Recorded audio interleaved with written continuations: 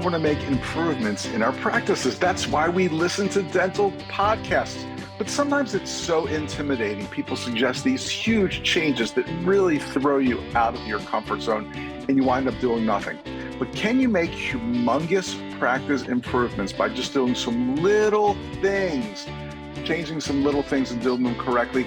We are about to find out. I'm Dr. Richard Maddow, co-founder of the Maddow Center for Dental Practice Success, and welcome to this edition of the Dental Practice Fixers podcast, where today we're going to be talking about how to improve your practice with what's called marginal gains. It's a really cool topic, so listen up. First, I want to remind you that for over 4 years, we've been doing our credit card processing at the Maddow Center with a company called Stax, S-T-A-X. For many reasons, their customer service is great, et cetera, but let's face it, one of the biggest reasons we love Stax is because they don't charge that overage percentage, just a low monthly fixed processing fee. We save money every single month. So are thousands of dental practices across the country. You should do the same. Go to maddow.com/save to learn more. Also, I want to remind you, and this is extremely important since we're talking about practice success today, we have a practice success workshop coming up in Baltimore, Maryland. It's on Friday, July 28th. It's a very small, intimate session with just a few practice owning dentists, and they can bring an office manager, spouse, significant other, whatever, just one guest. But it's truly hands-on. We'll be talking about your practice, giving you personal solutions. I'll be there along with our lead coach, Betty Hayden. It's complimentary, but you got to sign up now because these always fill up. And this is the first one we've done in a few years. So just go to maddow.com, go to our website. You'll get this cool pop-up, I hope, about the Practice Success Workshop. Click on it. You can register. Baltimore in July is great. So many cool historic sites, incredible museums, great music scene, of course. The best crab cakes in the country, if not the world. A lot of super cool, fun neighborhoods. The Orioles are in town. They are doing so well this year. But the main attraction is we'll be doing this Practice Success Workshop at a very fine location in downtown Baltimore that I promise you will enjoy. And I'll be there. So go to maddow.com, click on the pop-up, and you can register or learn more about the Practice Success Workshop. Okay, let's get to today's topic, which is how to improve your practice with marginal gains. What the heck does that mean? Well, I want to take us back to one day in 2003, and believe it or not, this involves the British cycling team, the British bicycle professionals, riders, Olympians, whatever you want to call them. I don't know much about cycling, but I thought the story was incredible. So at this time in 2003, professional cyclists in Britain were not great for about 100 years. They were, let's just say, mediocre. As a matter of fact, since 1908, the British riders had just won one single gold medal at the Olympic Games. They did even worse in cycling's biggest race, the Tour de France. You got to say that properly. Le Tour de France. In 110 years, a British cyclist had never won the Tour de France. So this is crazy. Sounds nuts, but the British cyclists were so mediocre and worse that there was a huge bike manufacturer in Europe that would not sell bikes to the British team because they didn't even want to be associated with them. They thought it would hurt their sales if other bike riders saw the Brits using their bikes. So that's kind of crazy. So the British Cycling Organization hired this guy named Dave Brailsford as its new performance director. And he was hired to change things for British cycling, I guess kind of like Ted Lasso was hired for Richmond, whatever they're called. I was going to say Richmond AF. I know that's not it. Anyway, if you watch Ted Lasso, you know what I'm talking about. So what made this guy Brailsford different than other coaches they had in the past? It was his relentless commitment to a strategy that he called the aggregation of marginal gains, the philosophy of searching for a tiny margin of improvement in every single thing you do. And his quote was, the whole principle came from the idea that if you broke down everything you could think of that goes into riding a bike and then improve it by 1%, you'll get a significant increase when you put them all together. So let's talk about every single thing that goes into becoming a bike champion and just improving it by a tiny bit. And he really did put them on a new trajectory. It was just incredible. What were some of the things he did? Just for examples, they made small adjustments that, of course, you might expect from a cycling team. They redesigned the bike seats to make them more comfortable. They figured out that if they rub some alcohol on the tires would get a better grip on the road. Just don't drink it. They asked the riders to wear this type of shorts that maintained ideal muscle temperature. They had their outdoor riders switch to indoor racing suits so they were lighter and more aerodynamic. Now, these things, I don't know, maybe they sound kind of obvious, maybe they don't, but these are the things you would expect. But then they didn't stop there. They were trying to find 1% improvements in other areas too, such as they switched the massage gels they were using for faster muscle recovery. I love this one. They hired a surgeon to teach each rider the best way to wash their hands so they would have less of a chance of catching a cold or some other illness that would affect their performance. They were on the road all the time, sleeping in different hotel rooms, and they determined the best type of pillow and mattress for the best night's sleep individually for each rider and brought them with them. They even painted the inside of their team truck white so they could spot little bits of dust and contamination that could go unnoticed, but really affect the performance of these finely tuned bikes in a tiny, tiny, tiny way. And these and hundreds of other small improvements were accumulated. The results were amazing, and they happened quickly. 5 years after Brailsford took over, the British cycling team dominated the road and track cycling events at the 2008 Olympics in Beijing. They won 60% of the cycling gold medals. That is awesome. 4 years later, the Olympic Games came to London, and they set 9 Olympic records and 7 world records. While in that same year, a cyclist named Bradley Wiggins, Mr. Wiggins, became the first British cyclist to win the Tour de France. The next year, his teammate Chris Froome did the same. Unbelievable. So why does this work? I see it as it's kind of like compound interest. You put money away, you get compound interest. Maybe it's slow, maybe it works slowly, but all of a sudden you hit that area that, I don't know what it's called, an asymptote or an asymptotic, I don't know, something like that. You hit that curve where things just take off because the small gains have a cumulative effect and they eventually become huge. Wow. So can we do this in our dental practices? I'm going to say absolutely yes. I mean, sometimes big changes are daunting, but if we just look at every single thing we do and say, how can we improve this a tiny bit, you will get those huge cumulative gains in your dental practice. So have a team meeting, talk about every single thing you do. I mean, from the way the patients are brought from room to room, to the way the reception room is configured, the way you bring patients back, everything. I mean, fortunately, we can do these things I'm just trying to think, I'm going to spitball kind of back of the envelope a few examples here.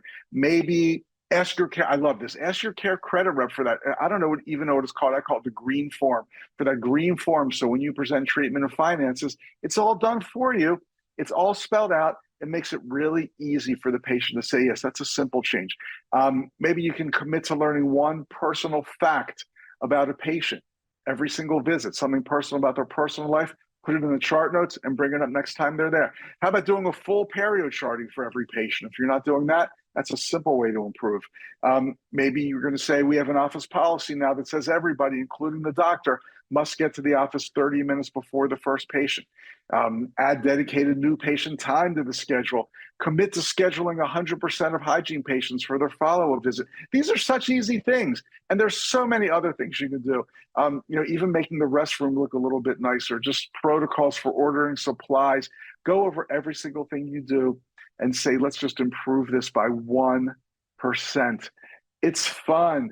It's easy. It's not overwhelming or intimidating. And I know every single one of our Dental Practice Fixers podcast listeners can do it. So let's do it. Let's be like the British cycling team. We're all going to win gold medals and win the Tour de France or the Tour de Dentiste, or whatever we're going to call the award that the best dental practice in your area gets. So really fun stuff, really powerful stuff. I'm going to urge you to do it. Speaking of areas in which we can all improve, let's do our mystery shopper calls. While they are so much fun, we've got some great ones for you today. I came up with an interesting call to make. It's maybe not a call that you would typically get at your dental practice a lot, but it just shows when you've got a potential new patient who's calling your office, let's face it, they're calling your office because they want to come in, no matter what their question is, they're calling your office because they want to come in as a new patient. Sometimes you got to think quickly, answer their question correctly, and get them on the schedule. So let's see if any of our mystery shopper practices did this for a pretty simple question they should have been able to handle. First, I just want to remind you too, if you are enjoying the Dental Practice Fixers podcast, thank you so much. Nothing makes us happier here at the Maddow Center than to know people are enjoying our educational programs, learning, and making changes in their practices, even 1% change. So if you are learning, enjoying, and making small changes, let's do our mission to share this with the dental world. Wherever you are listening or watching, go on, give us a 5-star review or a thumbs up or whatever that platform allows. And then if you have a few more seconds, just write a nice review. I know typically the Apple format, Apple Podcast is the easiest to do this because they let you write a nice little review. But wherever you're listening, just go on, give us a thumbs up, a heart. Oh, a heart. I love that. A good review, a 5-star, whatever it takes. That would be so, so cool. You'll be doing us a favor by getting the word out about the podcast. And of course, more importantly, you'll be doing dental practices across the world a favor. Okay, now let's go over here to Command Central and start our mystery shopper calls. I was posing as a patient who had been to another dental office but didn't want to go back to that office, but they were told they needed a significant amount of work. Scaling and root planing, which I use the lay term of deep cleaning. I love that. I need a deep cleaning, doc. And a couple crowns. Now, this is a great patient. They already know they need scaling and root planing and at least a couple crowns, and they're calling your practice. I think any office would want this patient to come in by saying, let's get you on the schedule. Let's have the doctor take a look. Let's do a free consult. Let's schedule you for an exam. And whatever it is, did they do it? I made a bunch of calls. Let's find out if anybody did this correctly. Call number 1. Office.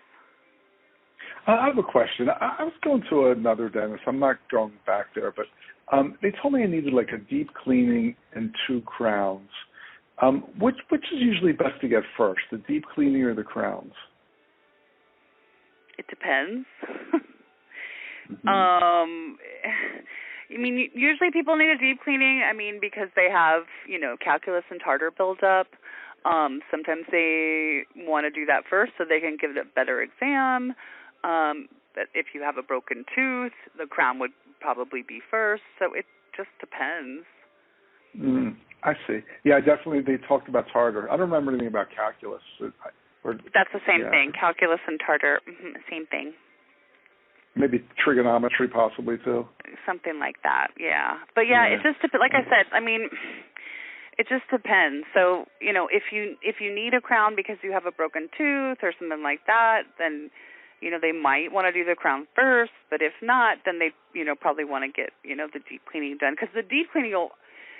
If they say you need it and you have a lot of like I said, you have a lot of calculus built up in there, the only way to get it out is with the deep cleaning. So it's not going to go away. Some people think that I'll just keep doing a regular cleaning. You can't. Right. But like I said, unless the crown is just cosmetic reasons, then it doesn't matter. But if you have, like I said, if you had a broken tooth or something like that, then they might want to do that first. So it just depends. Every doctor recommends something different. So.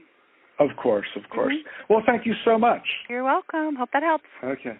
It did. Thank you. Okay, bye. You're welcome. Bye-bye. Hope that helps. I'm just calling your office because I think you're the dental resource library, not because I want to come in. Wrong. I'm calling because I want to come in. I got to tell you, she was very pleasant, really knowledgeable too. I think she knew her stuff. I'm not sure I would use the word calculus with a potential patient, but that's pretty minor. So I think the way to answer this question, we'll find out if anyone else does that, is just saying, typically the deep cleaning is done first, but there are a lot of things in play.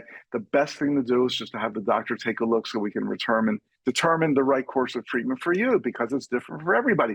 We'd be glad to do a free consultation. We can see you tomorrow at 2 p.m. How's that sound? Some variation of that. Invite the patient in. You can't answer this question over the phone. You can give some generalized advice, whatever, but you can't answer this question over the phone. Let's get this patient in. They're not just calling because they're having a joyful moment calling a dental office to get dental information. I doubt they are. Let's see how another office did it. Dr. Hello? Hello? Yes, hello. Is this the dental office? Yes, it is.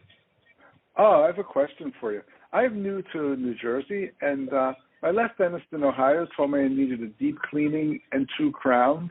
And which one of those is usually done first, the deep cleaning or the crowns? It doesn't matter, really. You can do either. Do either first? You can do either. It doesn't matter. You can do the deep cleaning first and then the 2 crowns, or you can do the 2 crowns and, it doesn't matter. Oh, okay. Good to know. All right. Thanks. Mhm. Okay. Okay. Okay. Bye now. Bye. Oh, man, I love it when the doctor answers the phone. Docs, you should be able to pick up the phone and do a lot better job than this guy did. I love that advice too. This is the dentist. It doesn't matter. It doesn't matter. We'll do 2 beautiful new crowns for you, cement them in place, and then do your perio treatment. Yeah, that makes a lot of sense. It doesn't matter. Don't even come in. Bye. See you later. Oh, man. I think we're going to have to say that was an epic fail. Okay. Again, docs, if the phone's ringing and no one else can get it, you should pick it up. But you should do a lot better than that. This was the doctor himself. He could have said, I'd love to meet you. Come on in. I'll give you, I'll take a look and let you know what I think is best in my professional opinion. Won't even charge you. Come on, can you come over right now? I'm not doing anything. I'm answering the phone. Oh, man. Okay. Let's keep rocking these. I got a bunch today. In Dr. office, can I help you? Yeah, I have a question for you. Sure. My last dentist, which was in a different state, told me that I needed a deep cleaning and 2 crowns. And I want to know if you do that kind of stuff there, and if so, which is usually done first, the deep cleaning or the 2 crowns? I mean, every patient is different, so it's hard to say that without knowing you as a patient. But we do crowns here, and we do root scaling, which would be like a deep cleaning. So they actually just scale the roots? No, that's just what they call it. It's called the scaling and root planning. That's just the insurance name. What's the regular name? Well, no, that's the official name is root scaling, and the deep cleaning is probably the same thing. Same thing. I got it. Okay. Yeah.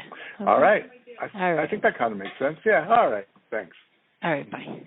Oh, man, she had no interest in getting me in. I love her terminology. She's saying all these root planing, root scaling, root planning. We're going to plan to scale your roots. I don't know what the heck we're going to do. I tell you, one thing we're not going to do is try to get you into our office by offering you an appointment. That's one thing we are certainly not going to do.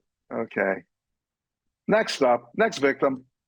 Thank you for calling Family Dentistry. To get you to the best team member, please select from the following menu. If you are considering becoming a new patient, please press 1. If you are an existing patient, your call may be recorded for quality and training purposes.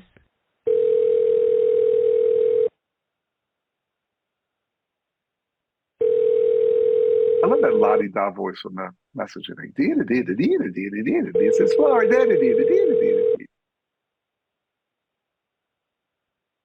Now pick up. Come on. You made me go through this whole rigmarole. Pick up the phone.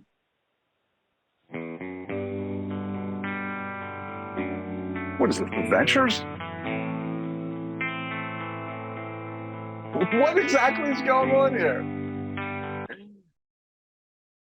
Hi, this is Derica. Can I start by getting your first and last name?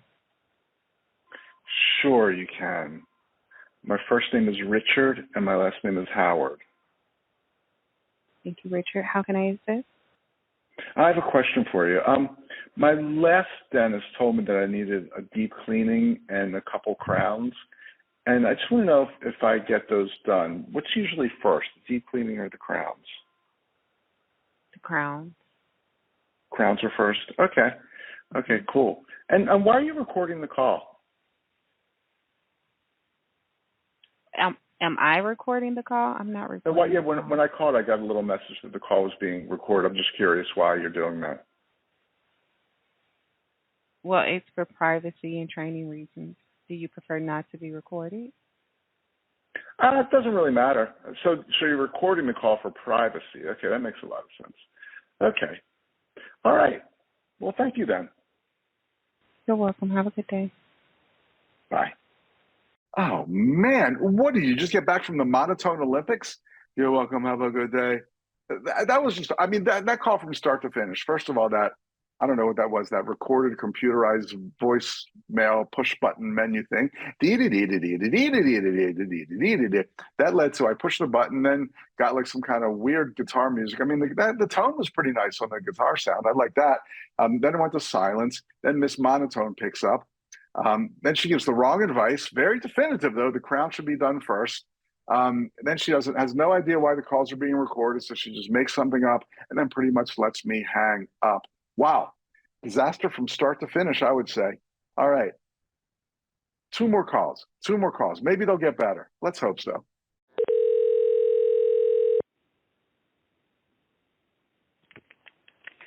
Good afternoon, Dentistry. Suzanne speaking. How may I help you? Hey, I have a question for you, Suzanne. Hopefully you can help me, Suzanne. I've got, from my last dentist, they told me I needed 2 crowns and a deep cleaning, and I'm probably not going back there, but I'm just curious, like, which one's typically done first if you need a deep cleaning and 2 crowns? Well, your hygiene is always a good priority, which would be your cleaning. Mm-hmm. But your crowns, your teeth are not going to get better. They're only going to get worse. And so if you don't take care of them, you could end up needing more than a crown, like a root canal.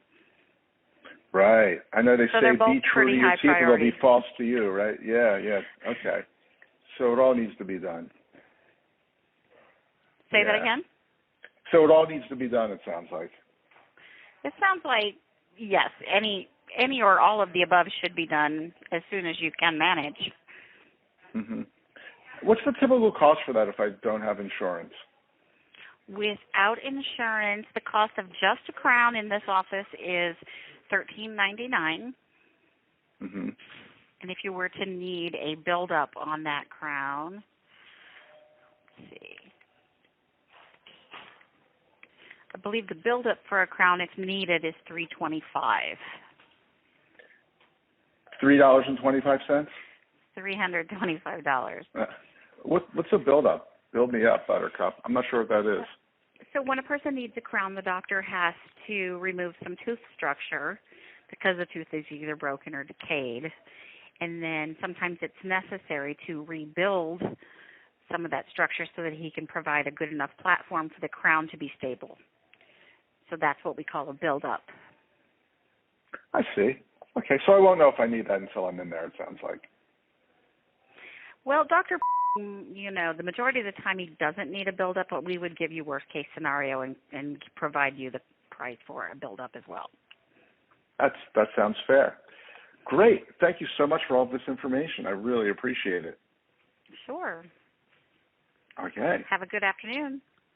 You have an excellent afternoon. Thanks. Bye. Okay, thank you. Come on now. You just spent 2 minutes and 35 seconds talking to a potential new patient, giving decent information. I mean, seriously, decent information. I'm not saying it was 100% accurate, but it was pretty darn good to a patient who needs scaling and root planing, or at least some kind of periotherapy, some way, and at least 2 crowns, as far as they know, possibly buildups to create the platform. I love that word, create the platform. I'm not sure about the way she pronounced scenario. Is it scenario? Are either of those acceptable? Scenario, you say scenario, I say scenario. Doesn't matter. She can pronounce it any way she wants. 2.5 minutes of kind of bonding time with this patient. Nice patient, nice person in the office. Doesn't even think to get them into the office. Oh boy. Okay, we got one more. Let's do it. Maybe this will be the winner. You in Dr. office? Hi, I've got a question for you. I'm looking for a new dentist, but my last dentist told me that I needed a deep clean and 2 crowns. And I just want to know which of those typically comes first, the deep clean or the 2 crowns? It just depends. Hold on just a minute.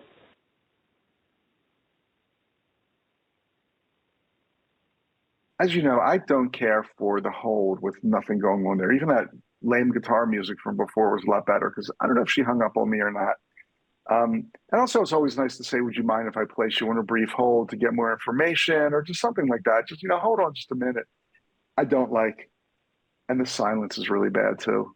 Silence is not golden when it comes to dental office telephone protocols.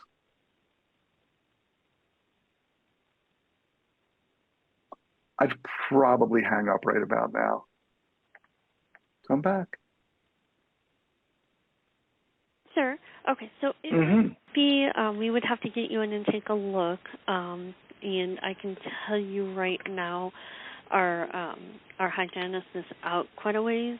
What we are doing is putting people on a cancellation list, but also since you're saying something about 2 crowns, did they already do like an estimate on those 2 crowns for you, or what? Or did they told me how much it was going to cost, if that's what you mean. Okay. But they didn't send anything to insurance or anything? No, I don't have insurance. Okay. Okay. You don't have insurance? Okay. So then what we would do is get you in with our dentist himself and see if he can do the crowns first, or if you would have to wait until, you get the cleaning. It's hard to say over the phone without seeing you. Right, I see. It just depends on the situation. Right, but if I need to get the cleaning, it sounds like your hygienist is you said she's out or away somewhere? She's just flipped out. She's flipped out? No, booked. Oh, she's booked out. Yeah, booked out away, so yeah. Maybe flipped out as well. I don't know, the way it's been going, yeah. Oh, wow. Okay, sounds crazy. Maybe you should get another hygienist. Have you thought about that? We were trying to get actually 2 people, and it's, just like everywhere else, it's crazy. Like, we get like a handful of people in, and then they don't want, or we call them, and the next day for their interviews, they don't show up. So, yeah. Oh, man, those millennials, I'll tell you. Yeah. But yes, he is out of ways. Like I said, if you want, you can call around, and if you can't find anybody, you can definitely call us back. And like I said, we can get you in with him first, the dentist, and see what he says. I see. Okay. Yeah, I might try to find somewhere where I can get in sooner for the hygienist. Yeah, not a problem. Okay, thank you so much. You're welcome. Thanks. Okay. Bye. What? Not a problem. It's a huge problem. This was actually unbelievable. She started off the call okay. She said that it was, we can have you in to see the dentist for the 2 crowns, at least to take a look. Then she starts going down these crazy rabbit holes. Like, well, did the other office give you an estimate? Did they do? Who cares what the other office did? And then she starts going into the whole sob story about how they can't find a good hygienist. That doesn't reflect well in the practice to a potential new patient. That's very negative. We're trying to hire someone and we can't. Well, what's wrong with this office? She didn't have to go to any of that stuff. The second she explained that it's best for the doctor to look first, get me booked on the doctor's side. Look, if their hygienist is booked a couple months out, well, that's not great. At the very least, the doctor could get me in 2 nice temporary crowns and then schedule with the hygienist, or maybe the doctor could do the scaling and root planing. Who knows what could have happened here? But then at the very end, she said, well, just call around. You don't want to come here. We're too busy. Call around. Oh, man, that was absolutely awful. She was not, that's the whole thing. She was nice. She was knowledgeable. She wanted to do what was best for the patient. I could just tell all these people, most of these people did. There were a couple that didn't, but she absolutely wanted to do what was best for the patient. But also your job is to get that patient into your office. Get me in with the doctor. Again, the scenario could have been get me in 2 nice temps, whatever. But then at the end, she says, maybe you should just call around. Oh, man, horrible at best, HAD. If I sound so frustrated, it's because obviously we have not reached every single practice in the world yet with the Dental Practice Fixers podcast. So give us a review, tell your friends, help us out. Make some great marginal changes in your practice, and I will see you soon. I'm Dr. Richard Maddow, co-founder of the Maddow Center for Dental Practice Success. And if you want to see me really soon, go to maddow.com, learn more about our practice workshop, which is coming up July 28th. It's complimentary for practice owners. I'd love to see you there. Until next time, talk to you soon. Bye.